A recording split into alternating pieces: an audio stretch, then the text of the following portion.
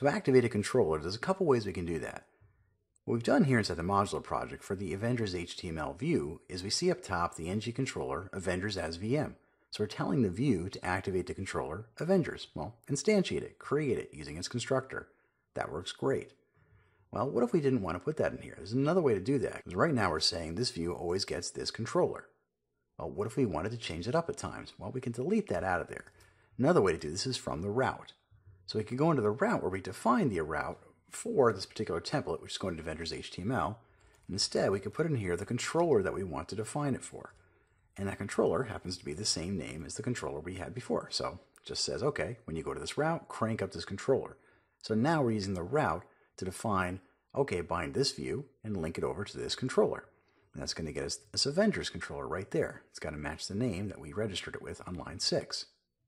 But we're using the controller as syntax, so how do we make that work?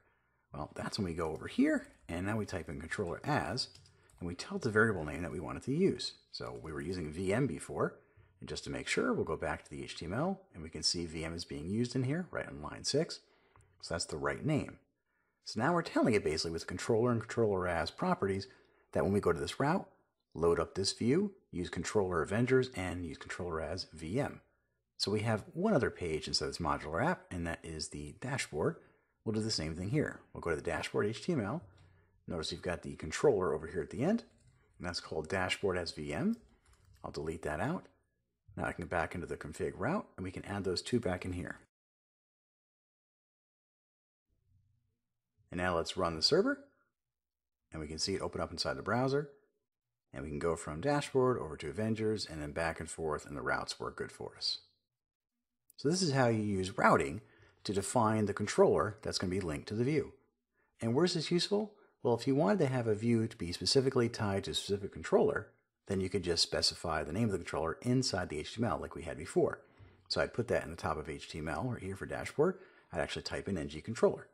But if you wanted to be able to make it a little more loosely coupled where you have the route always define the view that it wants to load and the controller, then you can define it in the route like we did here with controller and controller as on lines 16 and 17.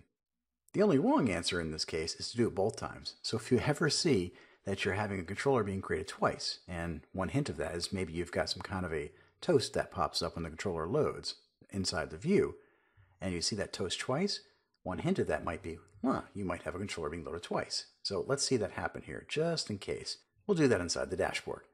So we've got the dashboard HTML, and we'll go back in here, and let's stick back the dashboard controller. So now we're saying when you see this view, crank up that controller. But we're not going to remove it from its route either. We're going to leave it in here too. So let's run this and see what happens.